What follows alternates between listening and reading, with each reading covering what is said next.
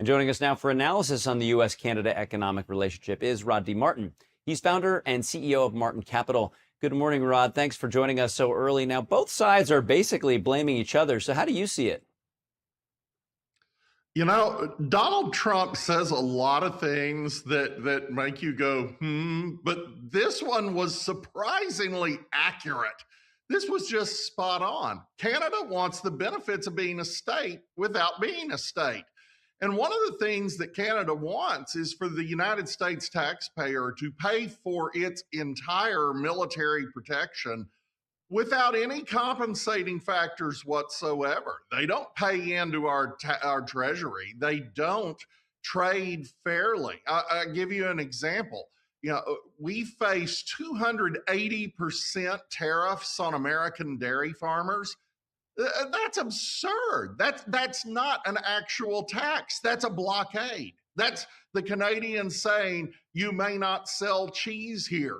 And you might say, well, that's a small thing. Well, it's not small if you're an American dairy farmer. And it's certainly not small if you're facing competition from Canadian dairy farmers. And that's true across a range of issues.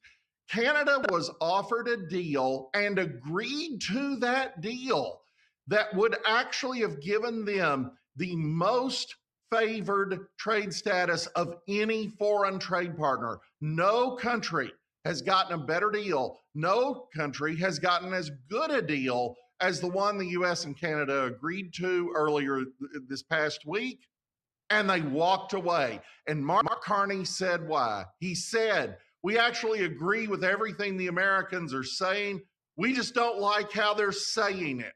Well, okay, if that's where you are, if you're going to put pride between you and actually making a good deal for the U.S. and Canada's citizens, then I can't help you, and Donald Trump won't.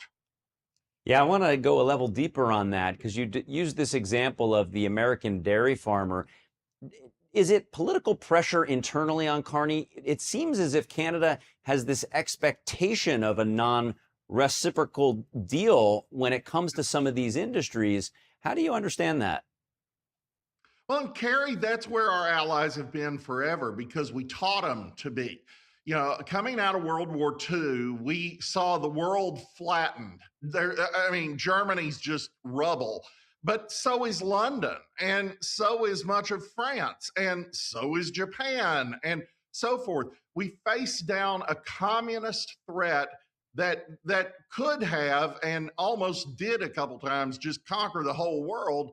And the United States took the decision that, look, we're going to rebuild our allies. We're going to do some of that with cash money and go over there and rebuild buildings.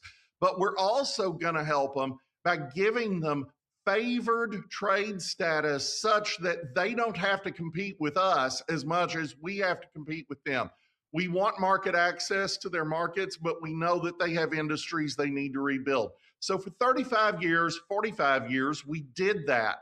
The problem is the Cold War ended 35 years ago and nobody rethought it until Donald Trump. You've got to actually get to some level of balance. You've got to actually make fair. And it's absurd, for instance, that India, another American friend, India was charging 100% tariff on Harley Davidson. I mean, that's just basically a ban on Harleys in India, one of the world's biggest markets. You know, the Germans were charging us 4 times our auto tariff. That's absurd. That's ridiculous. And they wanted full access to the American market, and we pretty much gave it to them. So those days are over. The EU trade deal is solid.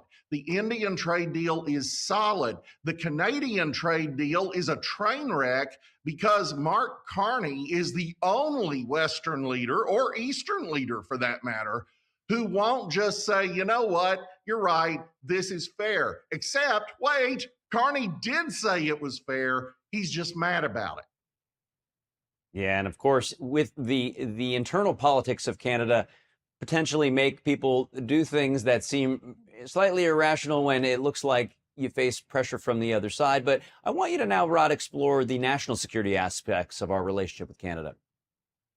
Well, you're right to do so. You know, the Canadians contribute virtually nothing to the NATO alliance, which is just not sustainable.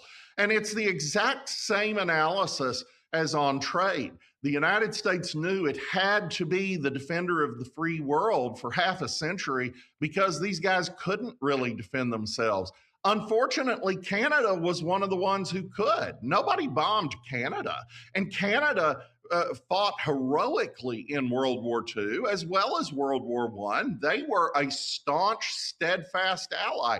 And the truth is, you know, we built continental defense around them. That's why there's a North American Air Defense Command based at Cheyenne Mountain, or it used to be at Cheyenne Mountain in Colorado. Now it's moving to Huntsville, Alabama. You know, these things are essential defenses that depend on both nations actually participating fully. But Canada no longer does. Canada's army is barely there. They couldn't fight a Boy Scout troop.